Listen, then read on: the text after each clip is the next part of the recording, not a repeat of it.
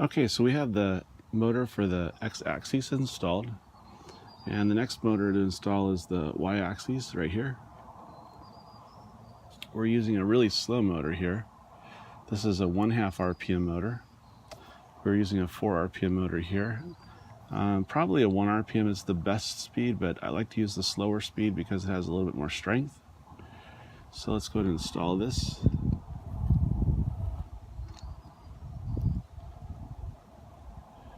And we'll turn it until it hooks. There we go. So once it hooks, it shouldn't spin on that axis. We want it to be perpendicular.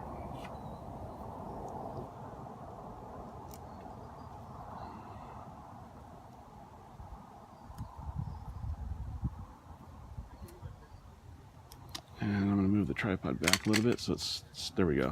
So it's not wiggling. That's about right. There's a little bit of play, but not much. Let's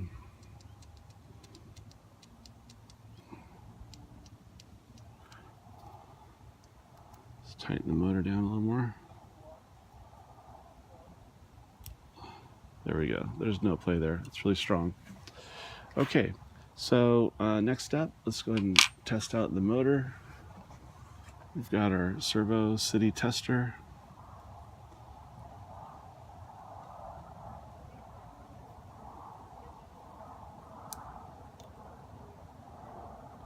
All right. Let's go ahead and turn the dial.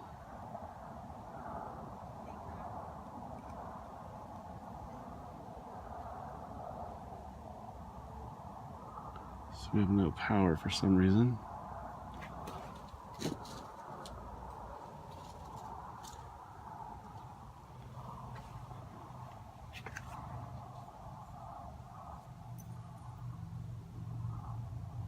Oh, one of the sockets looks like it's came loose.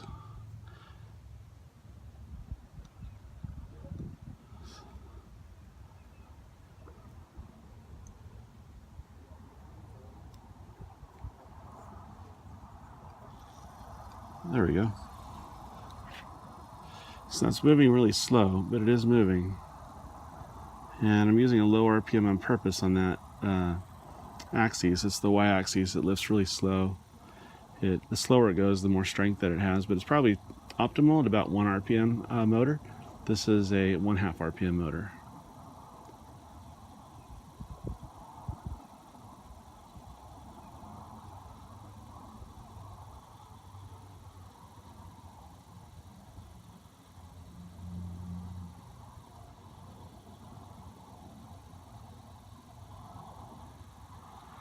There we go. So if we wait long enough, about a minute or two, this will come up.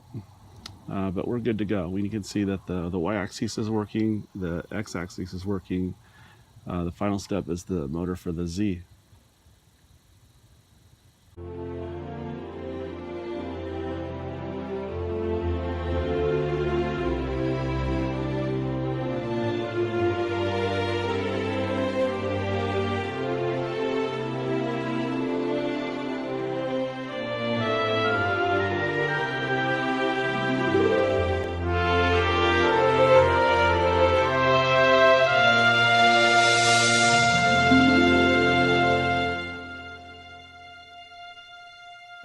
And we will extend the life of the International Space Station, likely by more than 5 years, while actually using it for its intended purpose, conducting advanced research that can help improve the daily lives of people here on Earth, as well as testing and improving upon our capabilities in space.